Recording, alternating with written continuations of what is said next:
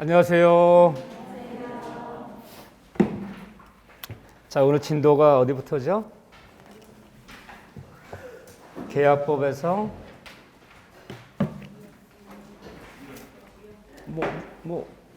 옹알이를 하시는 것 같아? 뭐라는데 못 알아들어요. 저번에 계약 체결사의 과실 책임 했나요? 계약 체결 과실 책임. 제 진도를 기억 못하네. 자, 우리 교재로 따지면 501쪽에 계약 체결상의 과실 책임. 여기 했나 안 했나요? 안 했지요? 네. 자, 여기부터 출발하는 건데 501페이지예요. 계약 체결 과실 책임은 굉장히 자주 출제되는 부분은 아니지만 계약법 문제를 풀다 보면 한 지문, 두 지문이 잘 들어가요, 이렇게요. 그럼 용어를 정확히 볼까요? 다시 한번. 페이지 501쪽이에요.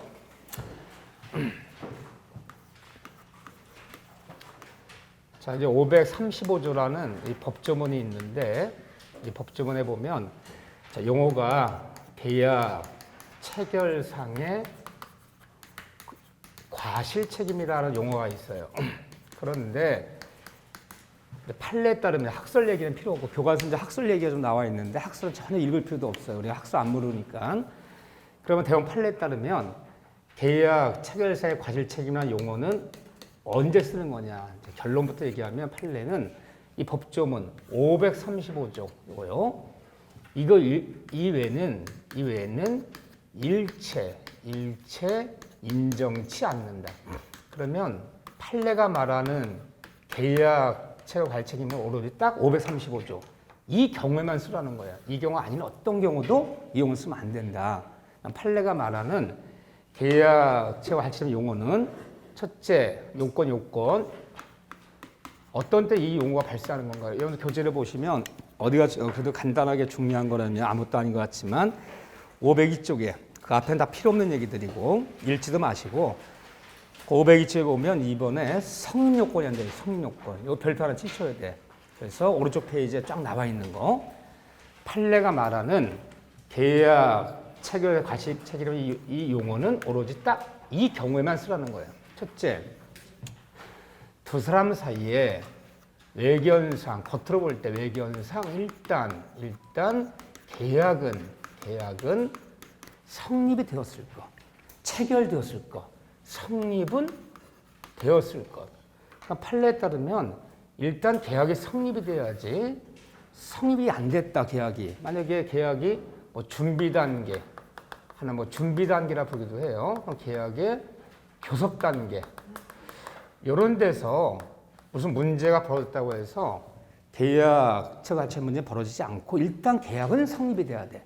성립이 되었을 것. 두 번째, 성립된 계약이 계약 성립이 되었는데 그 계약이 원시적 불능이 되었을 것. 이 단어 꼭 나와야 돼요. 자, 원시적 불능인데 좀 더 정확히 얘기하면 성립한 계약이 원시적 불능, 전부 불능이 되었을 것. 정확한 문장은요. 계약은 체결이 되었는데 계약 체결 당시 이미 전부가 이행이 불가능해요. 자, 이런 사례가 어떤 경우가 있었죠? 건물을 사고 판다고 계약을 맺었는데 계약이 쓰기 하루 전날 밤에 화재가 나와서 전부 없어진 건물이에요. 원시적 전불능이 되었을 것. 그러면 원시적 불능인 계약이 성립됐더라도 뭐가 되는 거죠? 원시적 불능은 그 계약 자체가 무효이다. 그 매매 계약이 비록 성립됐더라도 계약 성립 당시에 이미 이행이 불가능한, 이미 존재하지 않는 목적을 매매한다고 한 것은 이 계약 자체는 무효이다. 무효가 되었을 것. 그러면 이 세 단어 나와줘야 돼요. 판례가 말한 계약 체결 자체는 이 세 단어가 꼭 나와야 돼. 일단 계약이 성립되었을 것, 성립된 계약이 원시적 전부 불능이 되었을 것. 그래서 그 계약 자체가 뭐가 되었을 것? 무효가 되었을 것. 이 경우가 아니면 계약 체결사의 관점 용어를 쓰지 말라는 거 판례는요. 어디 딱 이 경우만 인정한다. 그럼 계약이 무효됐지만, 자 그렇지만 이때 계약처 무효됐지만 보통 일방을 누굴 상상하죠? 건물 매도인. 예를 들면 4월 27일 날 양평에 있는 펜션 한 채를 4억 8구로 갑과리 매매를 맺었는데 그 건물은 간밤에 4월 26일 밤에 불나서 없어진 건물이에요. 그럼 계약 자체는 무효가 됐지만 그때 일방은 매도인은 쉽게 얘기해서 항상 우린 사례가 몇백 없어요. 매도인은 타방인 매수인에게 뭔가 손해배상을 줄 일은 벌어진다 안 벌어진다? 벌어진다. 계약은 무효됐지만 뭔가 손해배상은 해줘야 된다. 이때 매도인이 매수인에게 지는 책임을 계약 체결상의 과실책임 진단이라 부르는 거예요. 원시적 분이 무효되었을 때. 그러면 이 책임이 뭔가 책임이 져주는데 그럼 계약이 원시적 분이 무효됐더라도 매도인이 매수인에게 지는 책임을 이렇게 부르는데 이때 이 책임을 지려면 요건이 한 게 있어요. 매도인은 악의 또는 유가실을 갖춰야 돼요.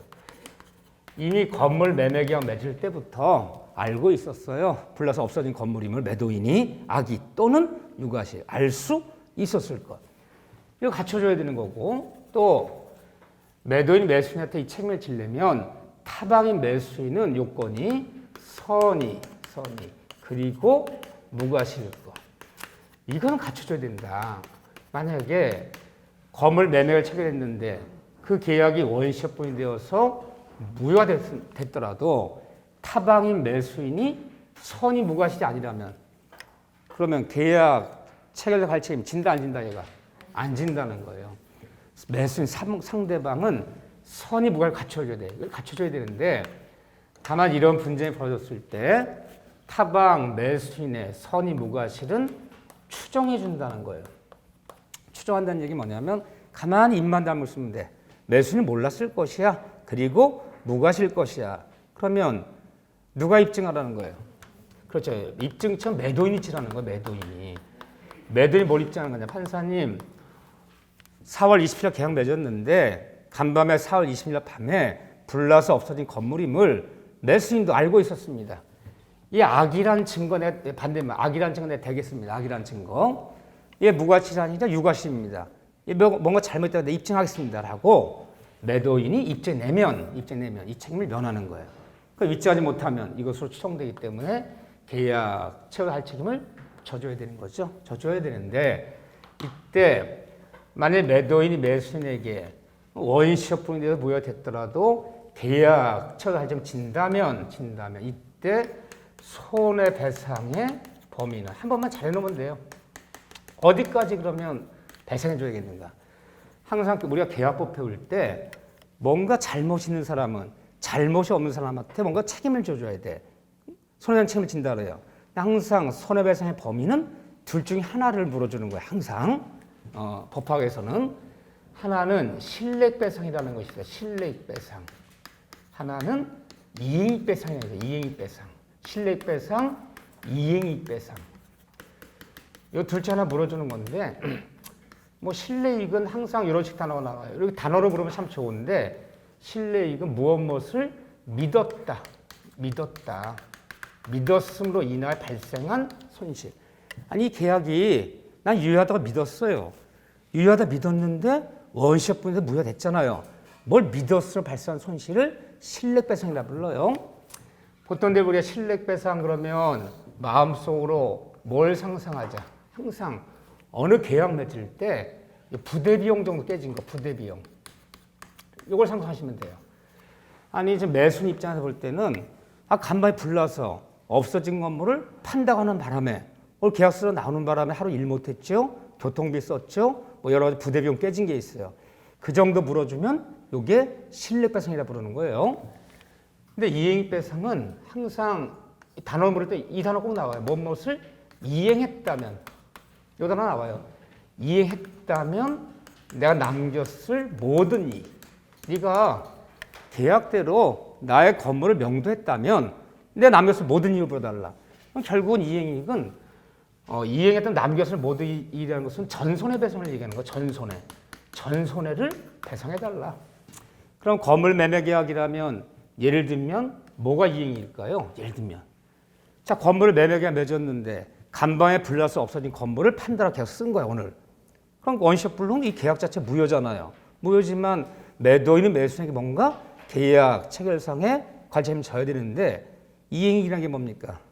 네가 이 건물을 약속대로 나한테 넘겼다면 내가 남겼을 모든 이익, 쉽게 얘기해서 뭐까지도 전매 차익까지도 이 전매 차익까지 다 물어달라 그러면 이익 배상이 되는 거예요. 나는 네 건물을 3억에 매수해서 4억에 팔 수 있었는데 그 전매 차익 1억도 물어줘. 이게 바로 이익 배상이에요. 자, 그러면 액수가 보통은 어디가 큰가요? 이게 큰가요? 이게 큰가요? 이행이 액수가 커요. 보통 사회생활 때. 그런데 우리가 민법 문제를 푸는데 어디를 푸는데 갑자기 배상 범위는 밑도 좀 묻는 거야. 뭐 계약이 해제됐을 때 해제는 원세 플러스 손해배상 청구할 수 있다. 이때 손해배상의 범위는 갑자기 손해배상 붙더라. 잘 모르겠어. 그러면 실력배상에 대답해야 돼요. 이행이라 대답해야 돼요. 다 이행이익이에요. 우린 잘 모르면 다 민법은 다 이행이익이야. 잘 모시는 사람한테 조금 물어주라 할 이유가 없어요. 그래서 잘 모를 때는 다 무엇보다 이행이 배상한다라고 얘기해야 돼. 어디를 물어도. 그런데 계약 체결 발칙인만은 이행 배상이 아니라 바로 실력 배상. 이 부대정 부여 물어주는 거 이것을 원칙으로 한다. 특이해요? 안 특이해요? 특이한 거야. 다른 데는 다 뭐라고요? 이행이 배상. 잘 모르면 다 이행 배상이에요. 그렇지만 계약 체결 책임은 실력 배상이 원칙이다. 이걸 물어주는 게 원칙이다. 그런데 이걸 물어주는 게 원칙인데 실력 배상이 원칙인데 단 예외적으로 이행이익이 실력보다 액수가 더 적다면 원래는 실력이 액수 좀 더 작고 이행이 커야 되는데 한 부대비용이 한 300만 원 깨졌어. 근데 이행했던 남겼으니 100만 원밖에 안 돼. 예외적으로 이행이익이 실력보다 더 적을 때는 뭘 배상하라 그때는? 그렇죠. 그때도 실력 배상이 아니라 더 적은 이행이 범위 내에서 100만 원 범위 내에서만 배상한다. 다시 한번 정리합시다. 계약 체결 관책임은 손해배상 범위가 실력 배상이 원칙이나 예외적으로 이행이익이 실력보다 더 적을 때는 그때는 적은 이행이 범위 내에서만 배상한다. 그 얘기죠? 어려운 거 아무것도 없어요. 여기까지. 자, 이렇게 단다시 문제는 간단한데 문제는 판례가 너무 어려워요. 자, 보세요. 우리 교재 505쪽에 심화학습 거기다가 별표를 2개를 치세요. 다시 한번 볼 거예요. 자, 여기는 나오면 반반이에요. 간단하게 요건, 단다시 문제 나올 수도 있고 좀 어렵게 나오면 판례가 나올 수도 있어요. 굉장히 자주 나오는 파트는 아니지만 자, 판례 한번 다시 한번 정리할 거예요. 자, 이걸 뭐라 부르냐, 판례를. 이렇게 불러요, 보통. 계약 교섭의 부당 파기다. 부당 파기. 이렇게 불러요. 계약 교섭의 부당 파기. 계약 교섭이라는 것은 계약의 준비 단계. 이 준비 단계, 아직 계약 성립이 안 된 거예요. 이 준비 단계에서 꼭 이런 단어 나와요. 마치 상대방한테 계약이 체결될 것이라는 믿음과 신뢰를 부여했다. 상대방한테 그래 꼭 계약 맺어줄 거야. 이런 믿음과 신뢰를 부여해서 상대방은 아직 계약이 체결 안 됐지만 상대방은 이 믿음과 신뢰 부여해서 기다린 거야. 믿고 기다렸다. 그런데 아무런 정당 이유도 없이, 정당 이유가 있으면 괜찮은데 정당 이유도 없이 믿음과 신뢰 부여한 다음에 계약 교섭 중도에 부당 파기해버렸다는 거야. 계약 안 맺어줬다는 거예요. 이랬을 때 과연 상대방은 무엇을 물을 수 있겠냐, 민법상. 자, 얘기하는 건데, 자, 여기 해당되는 대표적인 사례가 뭘까요? 가장 대표적인 사례는 교직원, 이거 유명한 판례예요. 교직원 채용 사건이에요, 이게. 실제 있었던 일이에요. 전주에 있는 모 대학이 교직원을 채용하겠다 모집 공고를 냈어요. 이렇게. 모집 공고를 내니까 많은 사람들이 이력서 같은 거 다 제출했죠. 이렇게. 그래서 1차 서류 전형, 2차 면접 전형, 3차 집단 면접, 이러고 5명한테 최종 합격 통지서를 보냈어요. 그러니까 합격 통지서를 보내면서 통지서 보냈어요. 대기 발령이라고 해요. 곧 학교에서 불러서 고용계약, 근로에 작성하고 출근시킬 테니까 일단 기다려라. 그 학교 통지 받고 기다렸는데 열흘이 지나도 연락이 없어요? 그러더니 보름 만에 연락이 왔어요. 뭐라고 왔습니까? 그래, 올해는 원래는 뽑아야 되는데 학교체 사정으로 올해는 사람을 뽑지 않기로 했대. 참 본의 아니게 미안한데 앞날의 무궁한 영광을 바람 안녕 이렇게 왔어. 안녕. 그러니까 이게 안녕으로 끝날 문제냐 이게. 그래서 학교 등록 받고 기다리니까 다른 데 취업할 길도 원서도 넣지도 않고 또 얼마나 붙었다 좋아하겠어요? 근데 채용을 안 했다는 거야. 통지서 보내놓고. 그러면 합격통 보냈다는 것은 믿음과 신뢰를 부여해, 체결되고 믿음과 신뢰를 부여해서 기다렸잖아요. 기다렸는데 일방적으로 계약 교섭을 중도에 파기해버린 거죠. 그랬을 때 그 5명이 합격자를 상대로 뭘 물을 수 있겠느냐. 그 얘기 지금 얘기야. 시험에 나오면 문장을 물으니까. 근데 스토리는 이해했어.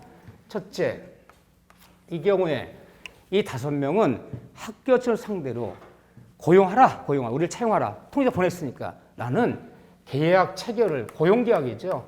계약 체결을, 지금 판례를 설명하는 거예요. 이 결론적인 얘기 기억하셔야 돼.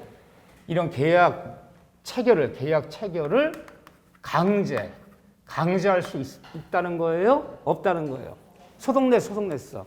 판사님 보세요. 이 통지서 보세요.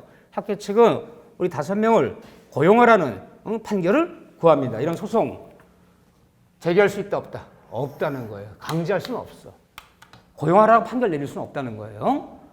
그렇지만 이 경우에 이 5 학교자 상대로 인간의 신의칙 위반에 쫓은 손해배상, 금전배상, 손해배상은 청구할 수 있다, 청구할 수 없다, 청구할 수 있다는 거예요. 인간의 신의칙 위반이야. 응? 신의칙 위반에 따라 손해배상 청구할 수 있다. 용어들 잘 보셔야 돼. 하지만 이 경우에 이 5명 합격자 상대로 채무 불이행에 따른 손해배상은 청구할 수 있다. 지문이 이렇게 나오면 이 지문은 맞는 거예요? 틀리는 거예요? 왜 틀리는 거죠? 그래요. 체결도 안 된 계약에서 채무 불이행의 용어는 없는 거야. 일단 계약이 체결돼야지 뭐 계약 위반이란 말 쓰는 거지. 성립도 안 된 계약에서 채무 불이행이라는 용어를 쓸 수가 없는 용어죠. 그러니까 물어주긴 물어주는데 어떻게 물어줄 것이냐 이 용어를 묻는단 말이에요. 채무 불이행에 따른 손해배상 용어는 존재하지 않아요. 자, 이 경우에 대법원 판례에 따르면 이 5명은 합격자를 상대로 계약 체결상의 과실 책임을 물어서 손해배상 청구할 수 있다 없다. 이 용어 쓸 수 있나 쓸 수 없는 용어다. 없다는 용어예요. 판례가 말하는 계약 체결할 책임은 일단 계약이 뭐가 된다? 성립이 돼야 돼. 성립이 안 된 계약에서는 이 용어 쓰지 말라는 거예요. 그러니까 물어주는데 계약 체결상의 과실 책임 물어서 손해받을 수는 없다는 거예요, 용어가. 그렇지만 이 경우에 이 5명은 합격자를 상대로 불법행위에 따른 손해배상은 청구할 수 있다 없다? 있다. 이 용어는 써도 되는 용어예요. 물어주는데 어떻게 물어줄 것이냐. 이게 왜 중요하냐면요.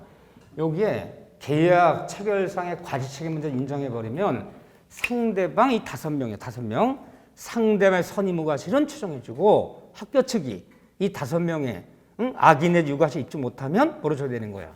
근데 불법 선을 물으려면요. 이 5명이 학교 측의 고유과실 입증해야 되는 거야. 입증 책임이 달라지는 거예요. 근데 우리는 추정해줄 수 없다는 거야. 그렇기 때문에 이렇게 물어라. 이때 이거로 인정하더라도 손해배상의 범위는 이걸 인정하더라도 판례가 실력배상이다, 이행익배상이다. 실력배상이라는 거예요. 그러면 이행익배상이라 그러면 뭘 보여주는 게 이행익배상이에요? 만약에 이 교직원 채용 사건에서 이거요. 이행익배상한다 그러면요. 내가 27살에 교직원을 취직해서 퇴직하는 62살까지 35년치 월급 다 물어내.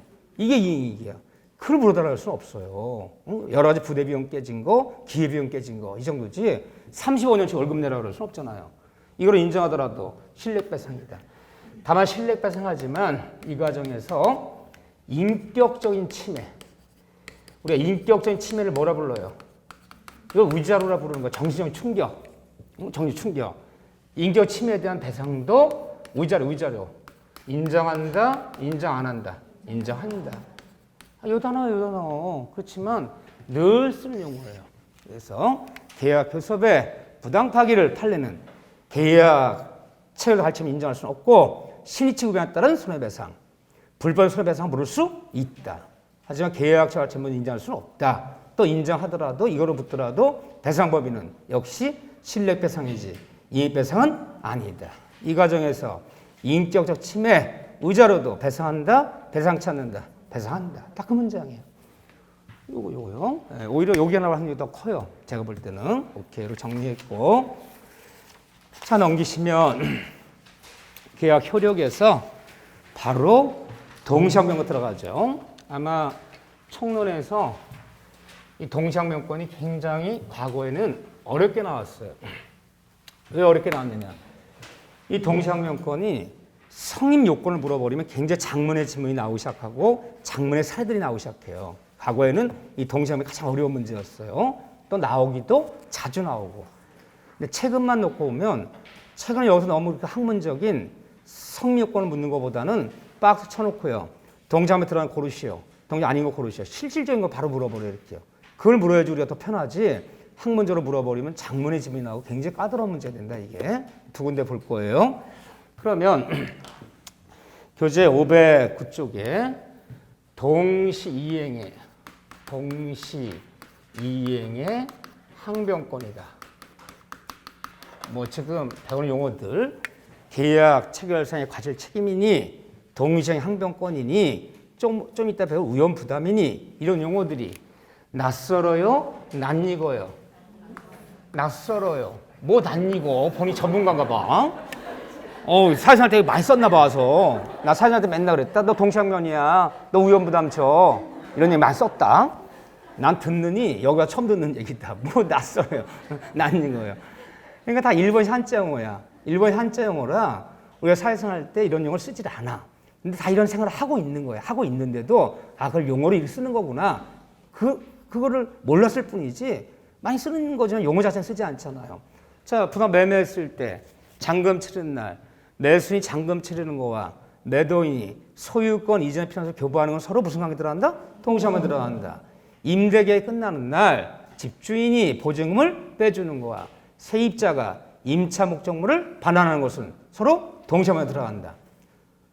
그렇지만 동시함에 들어가지만 그 용어는 안 쓰잖아요. 자, 만약 집주인이 보증금도 안 빼주면서 오늘 계약 끝났으니까 보증금 이 다음에 천주 줄 테니까 일단 이사 나가라고. 나가 안 나가요? 안 나가. 그거 뭐 하는 거야? 동시함을 주장하는 거야. 매도인 저는 소유권 이전에 필요한 사람을 교부하지 않은 채 잔금 치료라면 잔금 치료 안 치러요. 나 잔금 못 치러. 언제까지? 네가 이전에 필요한 사람을 교부할 때 나 잔금 못 치러. 라고 얘기해야지. 나 지금 동시항변이야. 라고 쓰지는 않지 용어는. 그렇죠? 그 얘기죠 다. 그렇죠? 동시항변권 이런 게 다 일본 한자 용어다. 첫째, 동시항변권은 쌍무계약에서 특징이야 이게. 쌍무계약 발생하는 문제야. 쌍무계약에서 이 문제가 발생하지 일방만 의무지는 편무계약에서는 이 동시항변권은 발생하지 않는 것이 원칙이야. 다만 여기서 발생하는 것이 원칙이다. 근데 우리가 이제 계약법 문제 10문제 계약법 문제 푸는데 언제나 항상 반드시 하나여 만뿐 이런 단어 나오면 찝찝해 안 찝찝해요? 상당히 찝찝해. 왜 찝찝해요? 이유는 계약법 문제야 봤더니 뭐 계약이 어떻고 쌍무가 어떻고 계약 체결 관청이 어떻고 뭐 동시항변이 어떻고 뭐 삼자란 계약이 어떻고 뭐 우연부담 어떻고 이런 단어 나와. 딱 계약법은 용어들이잖아요. 근데 지문 중에 언제나 항상 반드시 하나여 절대로 이런 단어가 왜 찝찝해요? 계약법 규정 임의 규정 강행 규정이 아니야. 이것이 원칙일 뿐이지. 달리 정한 바가 있다면 그럼 다 배제될 수 있는 거잖아. 그러니까 임의 규정에서 언제나 절대로 하나여 반드시란 말 쓰면 안 되는 거지. 그냥 같은 말도요. 동시항변권은 쌍무계약에서 발생하고 편무에서 발생치 않는다는 맞아. 이게 원칙이기 때문에 언제나 쌍무에서 문제되지 언제나 편무에서 문제되지 않는다면 틀려. 그거는. 그래서 여러분들이 계약법 문제를 풀 때는 반드시 피해야 될 단어, 언제나, 절대로, 항상, 반드시 이런 내용 피해야 돼. 임의정이기 때문에. 원칙일 뿐이야. 원칙일 뿐이야. 여기서 발생하는 것이 원칙이다. 쌍무개혁에서 이 동시함을 뭐라 부르느냐. 용을 쓸 줄 알아야죠. 쌍무개혁에서 이행상의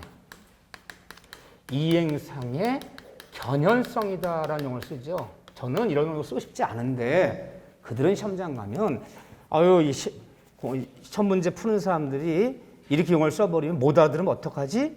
그런 걱정 한다 안 한다? 안 하는 사람들이야. 그냥 제가 쓰던 대로 그냥 이행상의 견현성에 있어서 이렇게 써버리면 뭘 얘기하는 줄 알아야죠. 용어를 써버려야 돼. 이행상의 견현성이다 불러요. 쌍무계약은 채권자 성립, 이행, 소멸 이 세 가지 운명을 같이 한다. 그중에 이행상의 견현성. 같이 이행하자. 불러요. 저리 부르는데 그럼 쌍무계약에서 이 동시항명권은 두 사람이 계약 맺을 때 야, 잔금 치르는 거와 매매한 부동산을 명도해주고 이전을 내주는 거와 서로 동시에 들어가기로 하자라고 계약서에 써야 돼요? 쓰지 않아도 인정해요? 쓰지 않아도 쌍무의 법률의 규정에 따라서 세상 살아가는 공평 원리에서 당연히 인정되는 거야. 동시항명권에 특약이 있어야지 인정되는 거 아니에요. 그러면 당연히 인정되는 거 당연히. 그런데 특약으로 동시항명은 특약으로 배제가 가능하다 안 가능하다. 또 가능하다면 맞는 거죠. 무슨 말이냐면 부동산 매매 계약 맺으면서 내가 잔금을 치르는 거와 매도인 네가 소유권 이행편 교부하는 것은 서로 동시항명할 수 있기로 하자. 그 말 쓰지 않아도 당연히 인정되는 거야. 근데 굳이 잔금 먼저 치르고 매매한 부동산을 한 달 뒤에 넘겨주기로 하자. 난 특을 넣어버리면 잔금 치러 나가서 동시항 추천하면 되겠어 안 되겠어요? 안 되죠.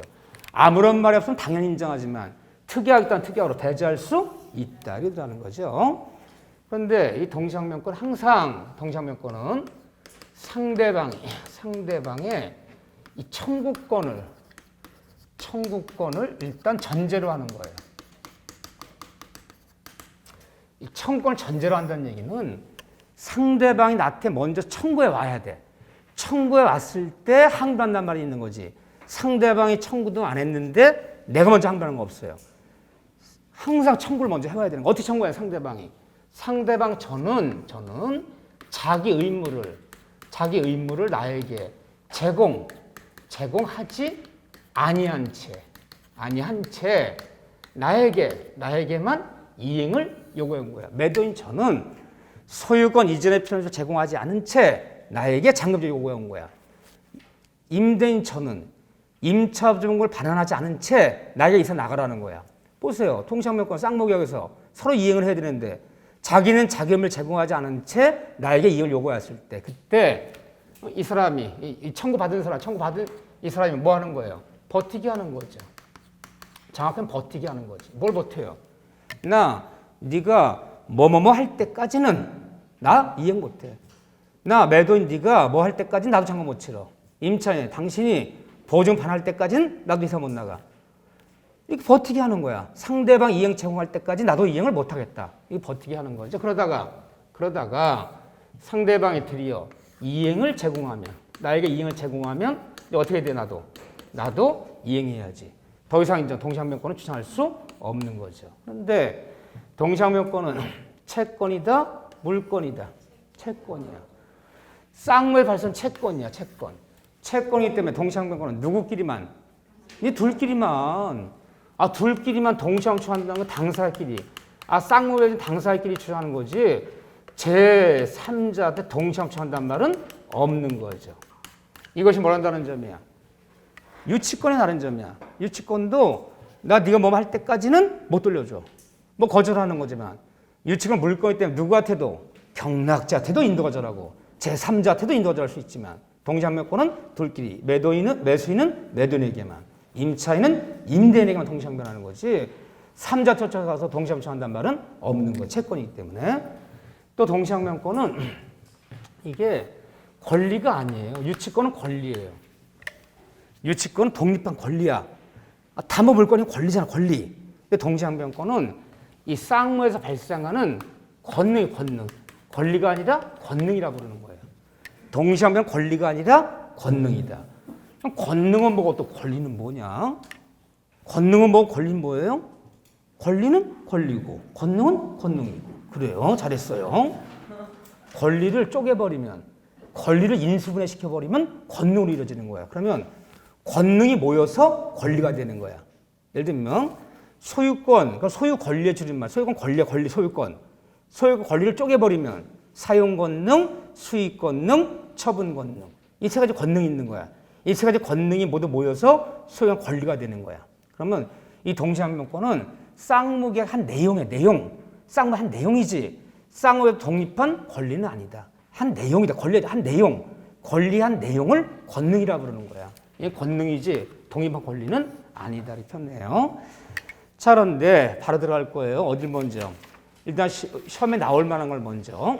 이 교과서가 510페이지부터 보면 그 성립요건 밑에 같이 그 사례를 다 예를 같이 들어놨어요.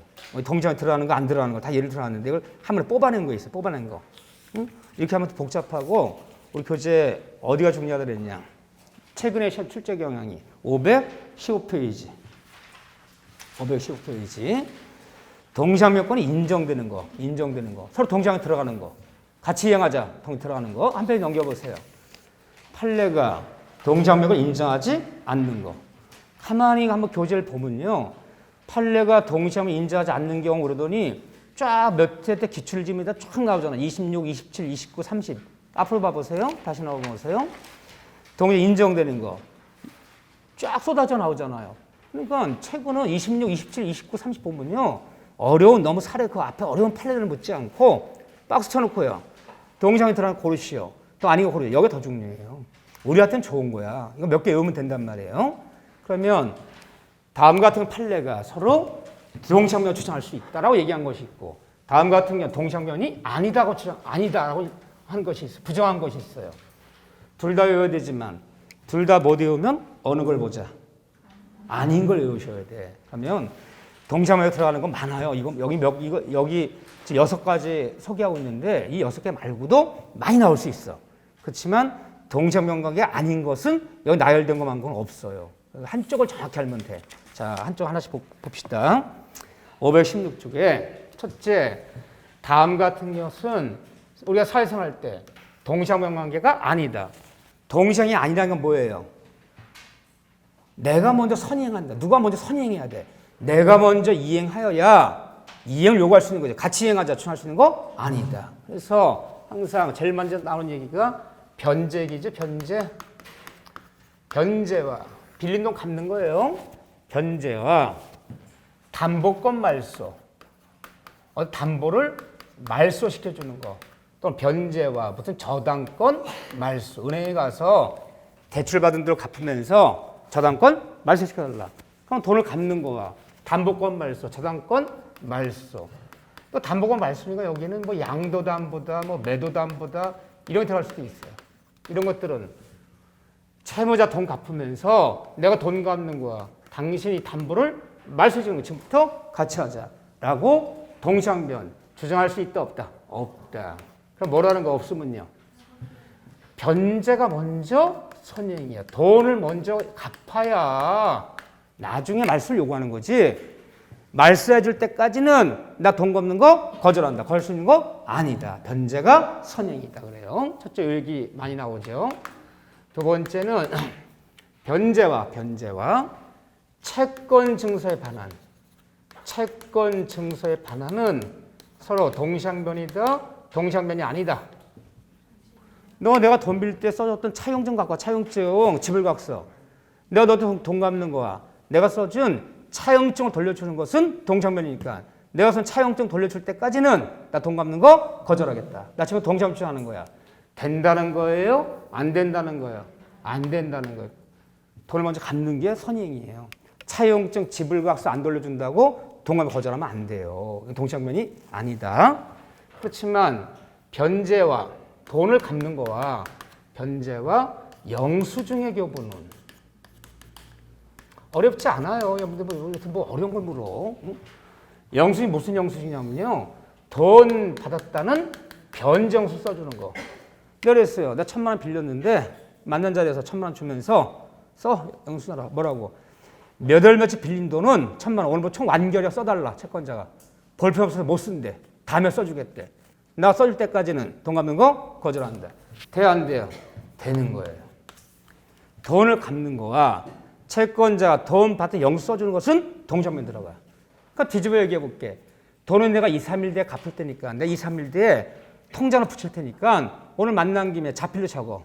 몇 원씩 빌려준 돈 총 완결이야 적어줘. 근데 이틀 뒤에 입금시킬게. 적어줘 안 적어줘요? 채권자 안 적어줘요. 그래놓고 돈 안 갚으면 어떻게 해? 영수증 써줬고요. 그래서 채권 채무자 사이에 돈 갚는 거야. 돈 다 영수 써준 거 서로 동시에 들어가는 거지. 누가 먼저 선행하는 게 아니에요. 이건 동시에 들어간다. 그렇지만 변제와 돈을 갚는 거야. 내가 발행한 어음수표를 반환받는 거. 회수시켜야 돼, 회수. 자, 내가 당좌수표 발행했어. 1,000만 원짜리. 내가 1억짜리 어음 발행했어요. 오늘 결제일이야. 돈 갚으러 갔더니 아우 내가 어음을 안 갖고 왔네. 당좌서 안 갖고 왔네. 나 돈 갚는 거 거절할 수 있어. 내가 발행한 수표 돌려줄 때까지, 내가 발행한 어음 돌려줄 때까지 나 돈 갚는 거 거절한다. 지금부터 나 동점수하는 거야. 된다 안 된다? 이건 되는 거예요. 왜요? 돈만 먼저 갚아버렸는데 그 수표를 회수 안 하면 그게 다시 대세로 돌아버리면 또 갚아야 돼. 잘못하면 거래 안전 때문에. 그거 회수시켜야 돼. 돈이 들어가는 거예요. 아무것도 아닌 거지만 요즘은. 두 번째는 우리가 사회생활할 때 요 얘기가 또 중요하죠. 두 번째는 토지거래 허가지역에서 토지 허가지역에서 맨날 이 질문이야. 매도인이 허가 신청에 협력해 주는 거야. 허가지역에서 그 토지 매수인이 뭐 중도금이라든가 잔금을 치르는 대금 지급하는 것 사이에는 서로 동상변이다, 동상변이 아니다. 동상변이 아니다. 판례가. 그럼 뭐라는 거예요? 허가 신청 협력하는 무조건 선행이다. 아무 조건 없이 먼저 신청에 협조해야 돼. 매도인이 당시 중도금 칠 때까지는 나 허가 신청 못 해줘. 라고 주장하는 거 아니다. 아무 조건 없이 무조건 허가 신청에 협력하는 것이 선행이지. 동상청하면 안 된다. 그렇죠? 세 번째는 맨날 이 질문이야. 주택임대차보호법에서 또는 상가임대차보호법에서 만일 임차 명령 등기가 났다면, 임차권 명령 등기가 났다면 주택의 상가에서 임차 명령 등기는 언제 되는 거예요? 임차 명령 등기는 2년 기한이 끝났어. 나 갱신 청구 안 해. 나 이사 나가려고 그래. 나 1년 기한 끝났는데 응? 상가 점포인데 장사 안 돼서 갱신 안 하려고 그래요. 보증금 빼달라. 보증금 못 빼줘. 계약이 끝났는데 보증금도 안 빼주는데 전입신고를 퇴거시켜놔. 다른 데 이사 가거나 해버리면 대항력이 깨져버리죠. 큰일 나는 거지. 그랬을 때 어디 가서 그렇죠. 소재지 관할법원에 가서 판사님 2년 기간 끝났는데 집주인이 보증을 빼주지 못합니다. 저에게 임차 명령이 내라고 좀 명령 내려주세요. 그 명령서 나오면 그 명령 받아서 나 혼자 등기 가서 임차 명령이 내놓고 이사 나가더라도 2년 전에 전입신고하고 2년 전에 받은 확정 일자 그대로 유지시켜주는 채인데 집을 비우더라도. 근데 임차 명령 주택에서 집주인이 드디어 이제 임대인이 명령이 내는 건 이사 나갔어요. 임대인이 보증금을 빼주는 거야. 보증금을 반환해 주는 거야. 명령이야 주택에서 임차인이 이 명령 등기를 말소시켜 주는 사이에는 서로 동상변이다, 동상변이 아니다. 동상변이 아니다. 그럼 뭐라는 거예요? 임대인의 보증금 반환이 선행이다.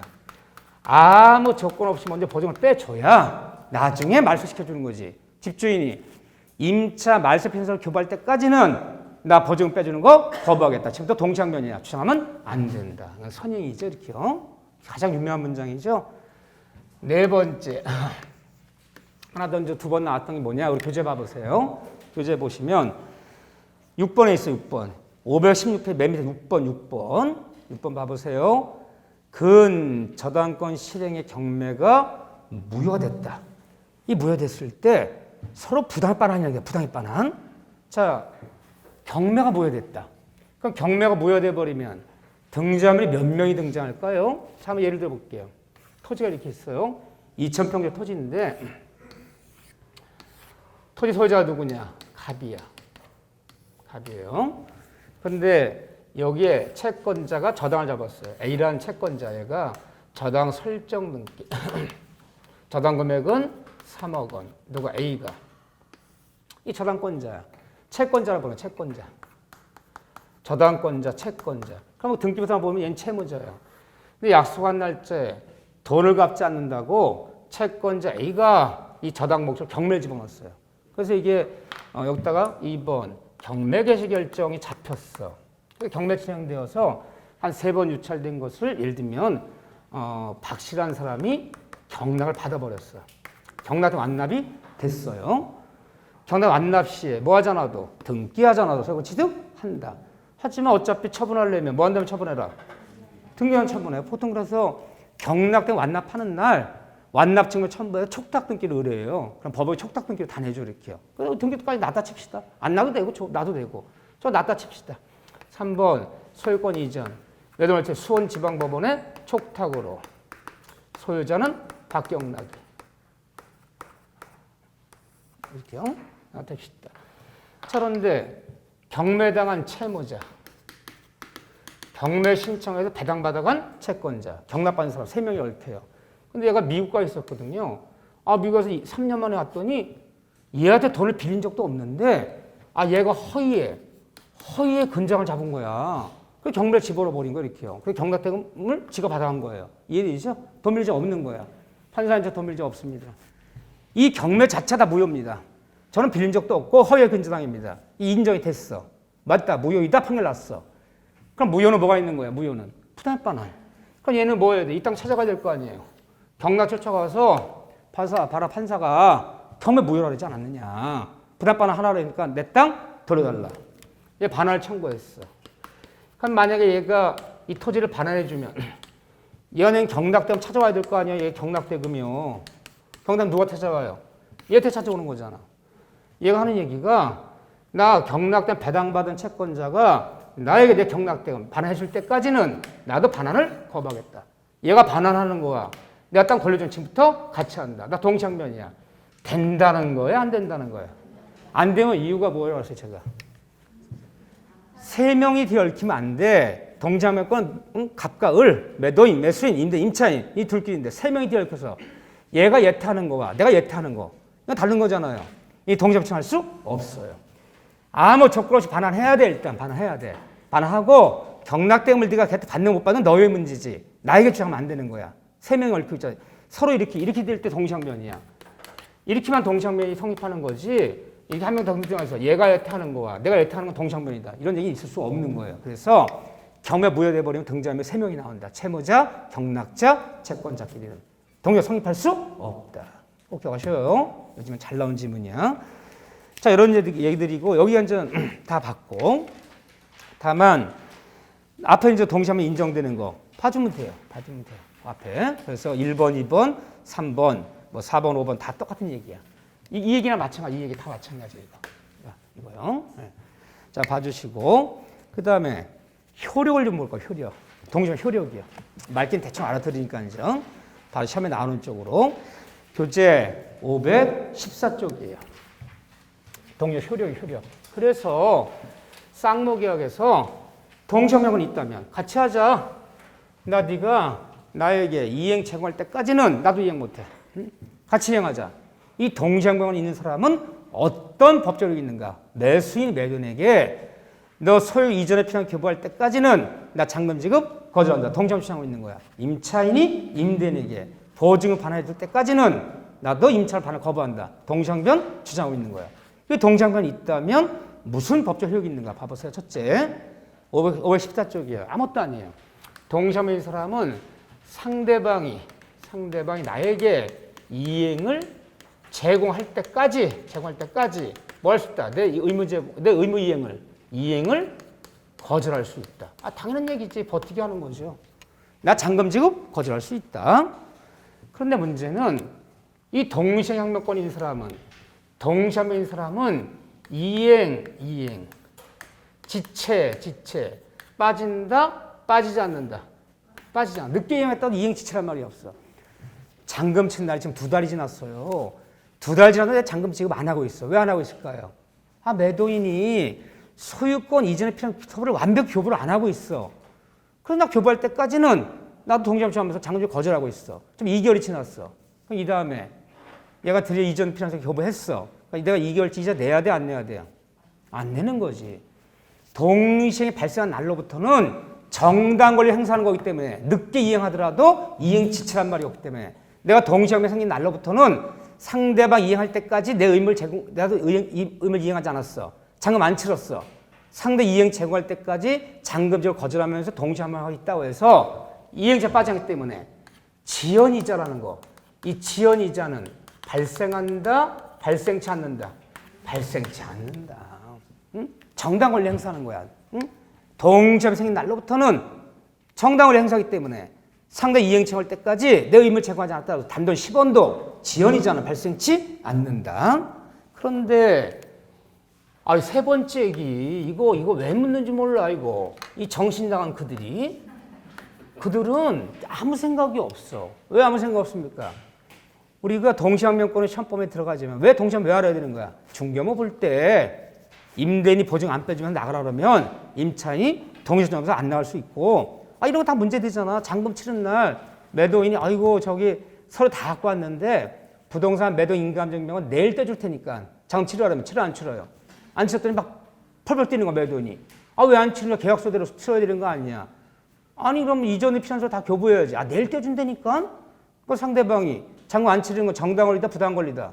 정당 권리잖아. 이런 건 문제 될 수 있죠 사실상할 때. 근데 이걸 왜 물어? 이거 시험범위도 아닌 것을. 자 보죠. 동시행에 외우세요. 이해가 안 되는 거 외우는 거야. 동시에 항변권이 붙은 채권을 자동 채권으로 상계 처리하는 것은 인정한다, 금지한다. 상계라는 것도 시험범위가 아니고 자동 채권, 수동 채권 자체 시험범위가 아니야. 이거 이해하라고 설명하려면 내가 또 10분 이상 써야 15분 써야 되는데 난 안 써 그런 시간. 왜? 시험범위 나는 뭐로 이까지 무슨 의미가 있다. 이거 뭐 사례 문제 나올 거 뭐 나올 거야. 한 지문이 나오는데 동시에 붙은 채권을 자동 채권을 상계할 수는 없지만 동시에 붙은 채권을 수동 채권으로는 상계가 가능하다. 상계 가능해요. 그러면 결론 내자고요. 무슨 말인지 모르는데 기출지문에 한 3번쯤 나왔던 것 같아. 응? 동시에 항변 붙은 채권을 무슨 채권으로? 자동 채권. 자동으로는 상계할 수 없지만 뭐는 된다? 수동으로는 된다. 너 자동차 운전하나 봐? 자동은 안 되지만 스틱은 운전할 수 있대. 자동은 안 되지만 수동은 된다. 그냥 외워주셔야 돼. 이게 내는 애들이 이상한 거야. 시험범위가 아니야 여기는. 우리 상계라는 파트가 시험범위가 아니에요. 자동은 상계할 수 없지만 수동은 상계할 수 있다. 이 지문만 기억하세요. 이건 안 되지만 이거는 된다. 그런데 네 번째 얘기 잘 봐보세요. 네 번째 보면 동시항변권 행사가 소극적으로 버티는 권리지 적정 권리 행사 아니므로 자 밑줄 네 번째 얘기하는 거야. 동시항변권이 발생했어도 소멸시효는 진행한다? 진행하지 않는다? 진행한다. 왜? 동시항변 채권. 동시항변 발생한 날부터 몇 년 지나면? 10년 지나면 없어지는 거야. 동시항변 영원히 30년, 40년 지난다면 동시항변 청할 수 있는 거 아니에요. 동시항변권은 채권이다. 유치권은 물권이야. 유치권은 소멸시 안 걸려. 물권 소멸시 안 걸려. 동시항변 채권이기 때문에 10년에 소멸시 걸린다. 동시항변이 발생했더라도 10년이 지나도록 이행하지 않는다면 이 채권은 소멸시가 없어지는 거야. 동시항변권은 10년에 소멸시효에 걸린다. 유치권은 소멸시 걸린다 안 걸린다? 안 걸린다. 네, 담보물권은 유치권, 자동, 소멸시 한 말 없어요. 동시항변권은 걸린다. 그 다음에 그 밑에 소송상 효력 이거 별표 하나 치세요. 이거 조심하셔야 돼. 이번에 1번 밑줄 그으세요. 당사자가 항변권을 원용이 주장이란 말이야. 주장해야 상환 이행 판결을 명한다. 무슨 말이냐? 자 보세요. 이렇게 정리하셔야 돼요. 이렇게. 이 지문은 굉장히 중요한 지문이에요. 시험 지문에서. 이 동시항변권이 있어. 쌍무계약에서. 매수인이 잔금 치르는 거와 매도인이 소유권 이전 교부하는 거. 임차인이 임차를 반환하는 거와 임대인이 보증금을 빼주는 거. 다 동작면에 들어가는데 이 동작면에 있는 자들이 소송이 붙었어요. 소송이 붙었어요. 그럼 법원에 가서는 동작면이 있더라. 법원에 가서는 동작면권은 주장하고 입증. 판사님 저 동작 주장합니다. 저 얘가 뭐 할 때까지는 나도 못합니다. 지금부터 동작 주장합니다. 라고 얘기하면 판사가 입증하세요. 입증하세요. 주장을 입증할 때만 법원은 동작면 고려하지. 법원은 동작면권을 주장하지도 않는데 판사 알아서 직권으로 고려한다, 고려치 않는다. 직권을 고려하지는 않아요.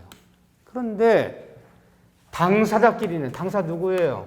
쌍무결 맺은 당사자끼리 매도인과 매수인 쌍을 지은 당사자 두 사람 당사자끼리는 동작면권을 주장하여야 하면 틀려요. 주장하지 않아도 당사자끼리는 당연 고려된다. 주장하면 틀려요. 그래서 어디를 묻는지 법원을 묻는지 당사자를 묻는지 이거 조심하셔야 돼요. 당사자끼리는 동작면권은 주장하여야 하면 틀려. 주장하지 않아도 당연히 고려되고 법원에 가서는 주장해야지 고려하지. 주장하지 않는데 직권을 고려하지는 않는다. 이건 직권 고려 안 해요. 이거 기억하셔야 돼요. 이걸 묻는지 단어가 요거 나오는지 요게 나오는지. 그러면 나 매수인인데 부당 매수인인데 법 잘 모르는 사람이야. 동시항명권 이런 용어 못 써나. 잔금치러 나갔는데 매도인이 그래. 아유 매수인 씨 내 사정상 소유권 등기 필증이랑 부당 매도 인감증명을 못 갖고 왔습니다. 일단 잔금 치르시죠. 그럼 내가 내리고 모레고 다 서류 챙겨 드릴 테니까. 나 잔금 못 치러. 그럼 와버렸어 그냥. 동시항명 지원단 말 안 했어요. 그런 법이 어딨냐. 그래서 나 바빠서 그냥 간대요. 저 서류 다 준비되면 말하래. 그리고 휙 와버렸어. 일주일 만에 연락 왔어. 오늘 다 서류 마련됐으니까 만나재요. 일주일 만에 갔더니 잠깐 그러더니 그 매도인이 매매등은 10억에 대한 법정이자는 달라는 거야. 저 잔금치는 열흘이 늦어지지 않았냐. 내가 이자를 왜 주니? 그랬더니 당연히 나에게 동시항변한다. 나 지금부터 동시항변이야. 라고 말한 적 없잖아. 그럼 말한 적 없으면 열흘치 이자 내야 되는 거예요? 그럼 말한 사람이야 나는. 나 지금 동시항변이야. 네가 이전 피난생을 교부할 때까지는 나 장지 거지야. 지금부터 동시항한다. 라고 말한 사람은 열흘치 이자 안 내고 그 말 안 하고 온 사람은 열흘치 이자 내야 되고 그거 아니잖아요. 둘 다 안 내는 거잖아요. 그러니까 당사자끼리는 지금부터 동시항변이야 라고 말하지 않아도 당연히 인정 고려되는 거예요. 이제 법원에 가서는 주장해야지 고려하지 주장하지 않는데 판사가 알아서 직권을 고려하지는 않는다. 잘 나오는 질문이야. 법원에서는 주장하여야 직권 고려 안 한다. 당사자끼리는 뭐 하지 않아도 주장하지 않아도. 이해되시죠? 네, 이렇게요. 오히려 그 전에 과거에는 그 성료가 관련되는 그 복잡한 장문의 지문들이 많이 나왔어요. 지금 오히려 이쪽이 더 훨씬 많이 나와요. 여기만 한번 체크한 거로 보고요. 자, 여기 넘기세요. 여기만 다시 한번 체크하고 너무 시간이 걸리니까. 자, 오연부담 얘기예요. 자, 오연부담 10분 쉬었다가 오연부담 다시 오히려 최근은 동시항보다 우연부담이 더 잘 나와요. 최근은. 이게 중견부터 필요하기 때문에. 10분 쉬었다 다시 할게요.